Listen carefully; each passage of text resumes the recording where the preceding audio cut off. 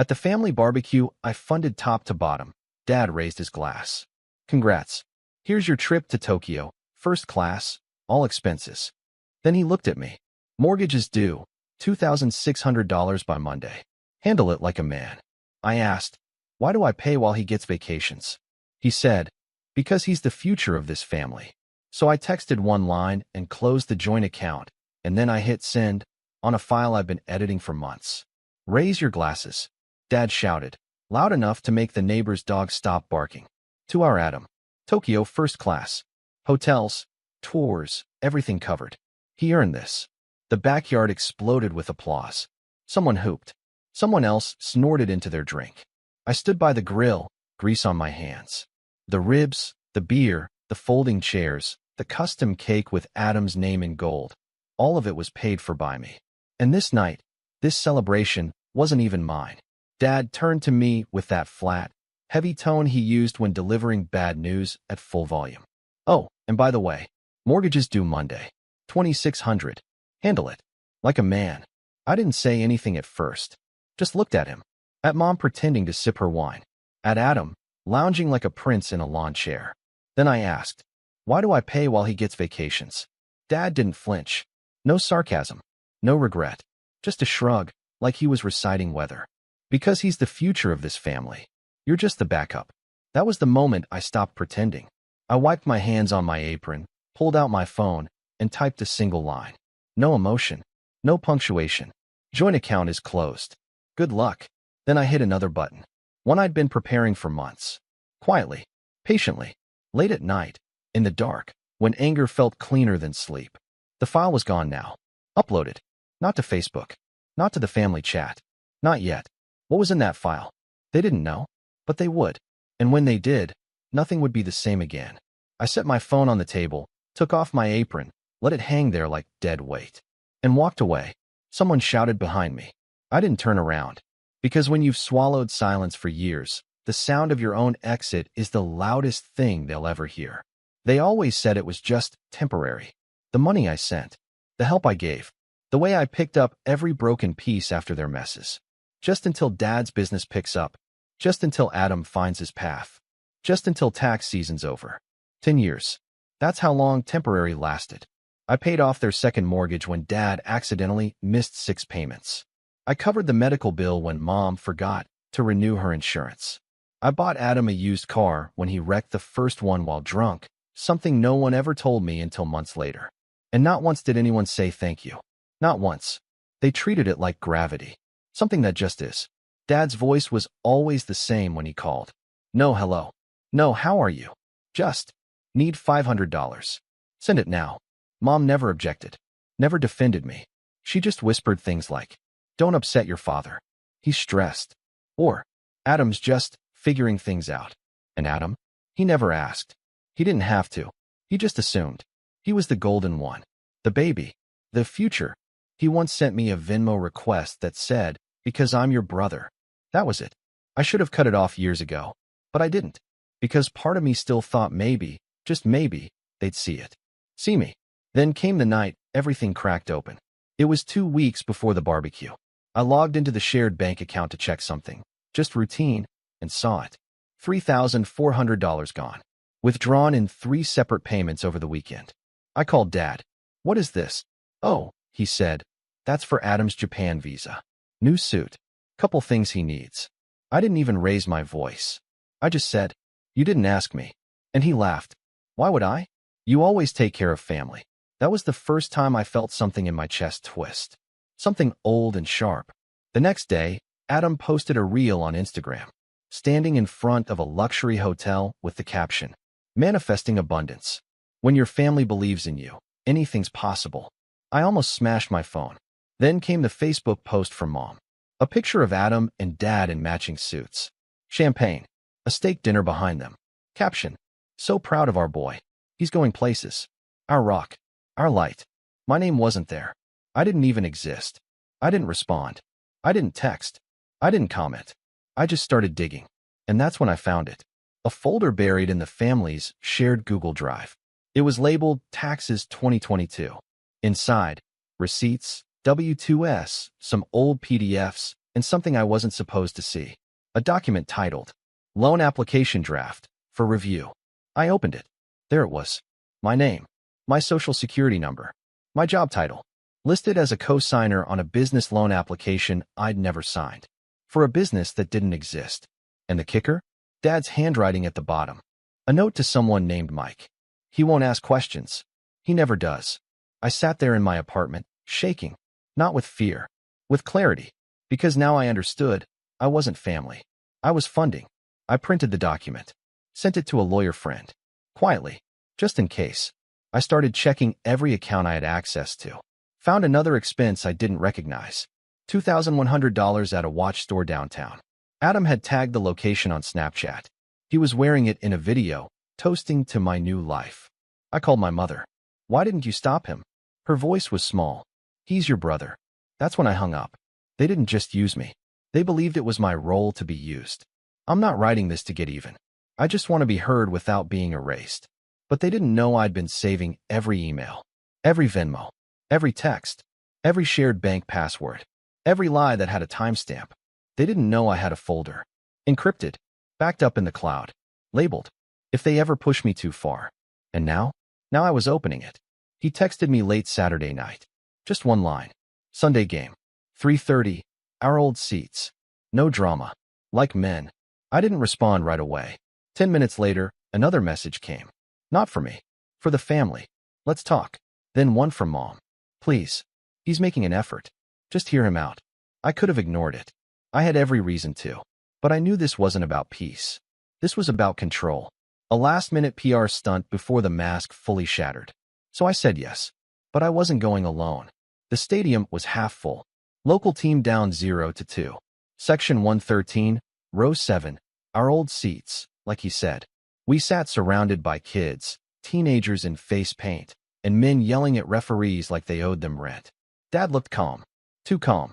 Remember when we came here your first time? He said, tossing me a bottle of soda like it was some father-son nostalgia trip. I didn't answer. He tried again. Listen, I don't want things to go sideways. We've all made mistakes. I'll own mine.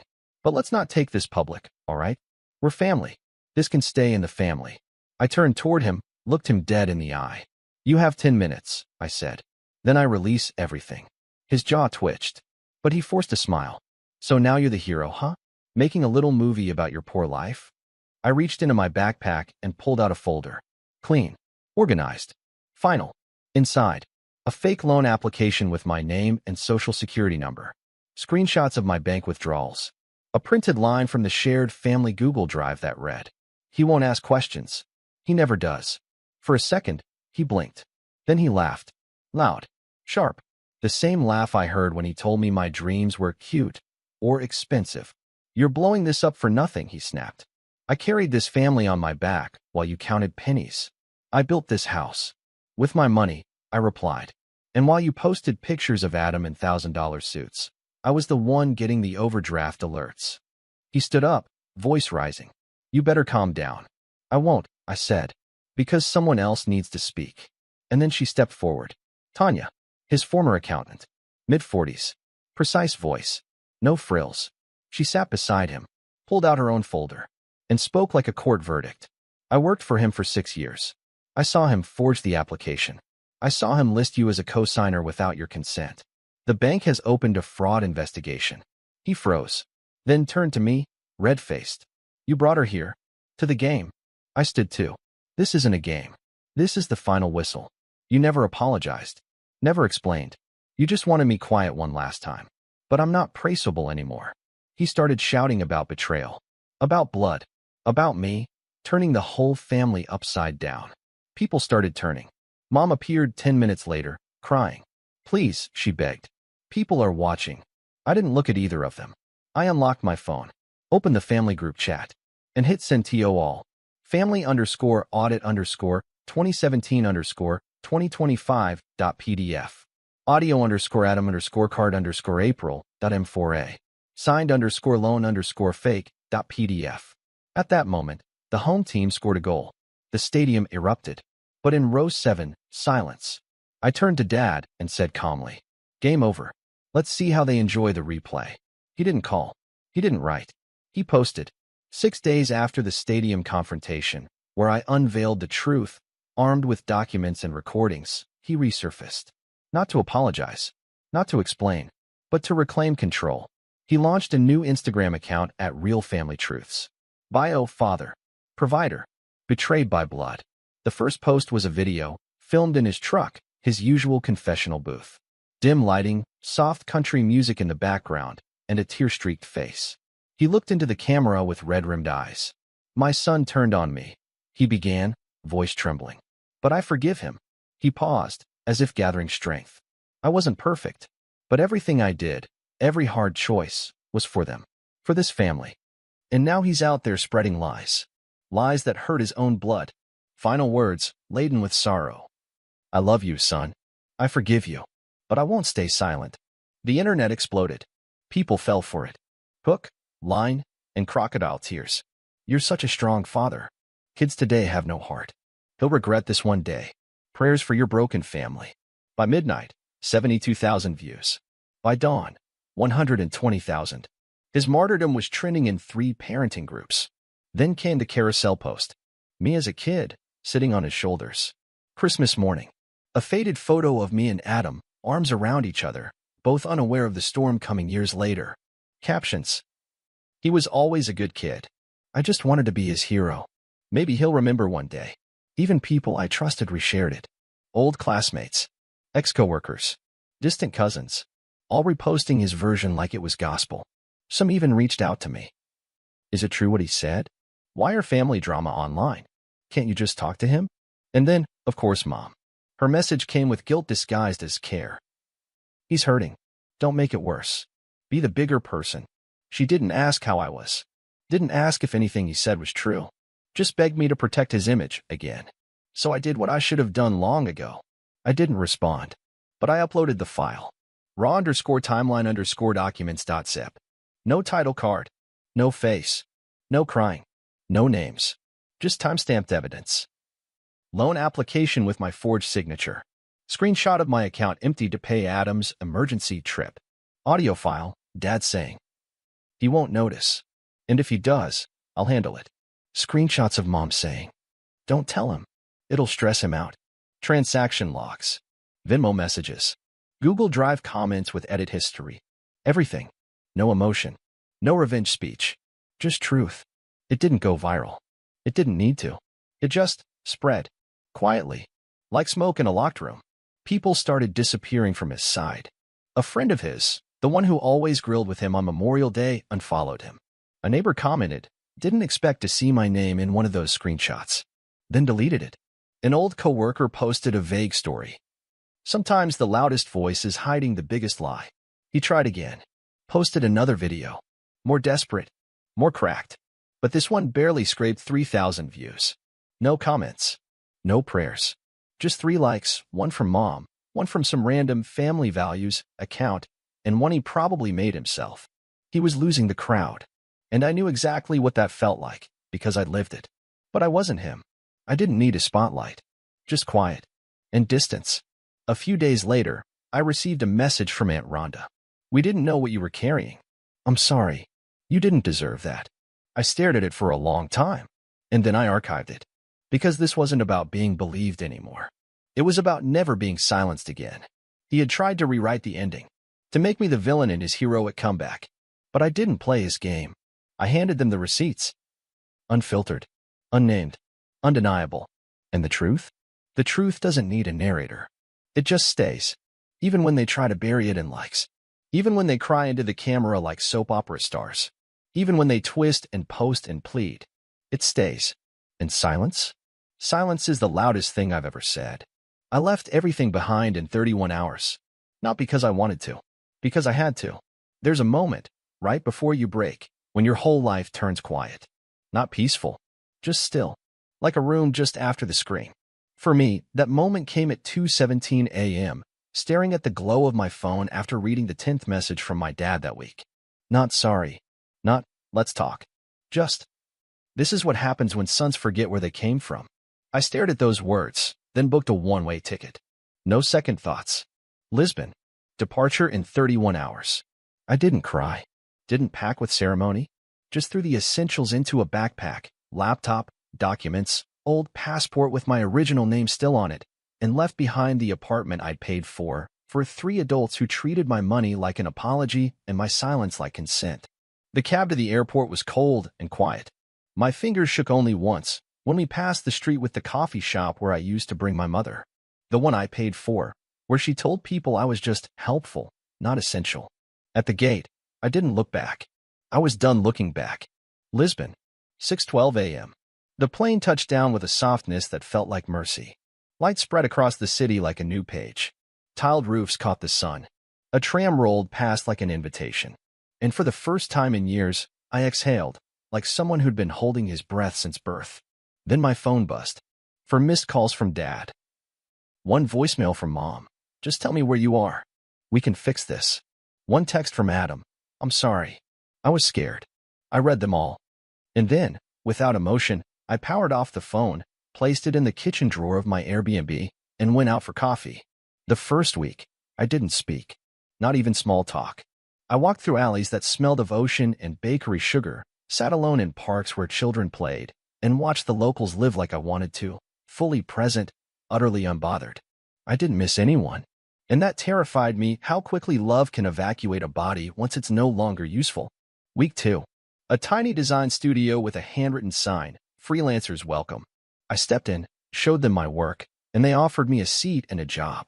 No referrals. No background checks. Just trust, something my own family never gave me without a catch. I met Raphael and Ines that afternoon. 2 creatives with scars in all the same places. They'd left behind similar stories, loud fathers, silent mothers, siblings who climbed over them like stairs. We didn't talk much about the past, just enough to know we'd survived something similar. By the end of the month, I had a 3rd-floor apartment in Alfama, walls yellow with age and pride, a SIM card no one in my old life could touch, a bank account with my name only and no links to their debts, a coffee mug that read, finally, silence. I posted one photo, just my bare feet in the sand, a book face down on my chest, the phone beside me, screen black, irrelevant. Caption: starting fresh. If I don't reply, it's because I don't need to anymore. No hashtags. No geotags. Just truth. It didn't explode online. It inhaled. Dozens of DMs, quiet ones, raw ones. I paid off my dad's gambling debt for 7 years. He still called me lazy. My mom sold the apartment I bought her and told people it was her smart investing. I thought I was alone. You showed me I'm not. I didn't reply. I didn't need to. I was already doing what they begged me for in their own lives, living free. Back home, the collapse continued without me. My father posted another TikTok, a teary speech filmed in his garage, a beer next to a Bible. He called me lost, then loved, then dangerous. It got 2,000 views. Most were bots. The man who once filled rooms with laughter was now shouting into the algorithm. And no one cared. I heard, through someone, that even his old golf partner blocked him. One neighbor allegedly said, if he was half the father he pretends to be, that boy wouldn't have left. Mom kept trying. Voice notes that always started with, I'm not picking sides. And ended with, but you're still family. As if blood meant anything after years of quiet betrayal. Her messages became a loop, a guilt melody she didn't know I'd stopped dancing to years ago. I listened to the last one while watching the sun fall over the ocean. Then I deleted it. One night, I was at a cafe in Baixa. Rain tapped the glass like an old friend with bad news. Laptop open. Coffee untouched. The spare phone buzzed once. Unknown number. We were wrong. Please come back. That's all it said. No name. No punctuation. Just desperation wrapped in nostalgia. I stared at it for a long time. Not because it hurt. Because it didn't. Then I hit delete. Some people think closure is a conversation. A hug. A scream. A slap. A phone call at 2 a.m. It's not. Closure is knowing you could answer. But you don't need to anymore.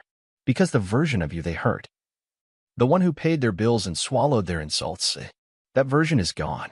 I didn't win. I just left. And in that leaving, I became someone I actually liked. Someone who no longer needed permission to exist. Now, when people ask where I'm from, I say, nowhere.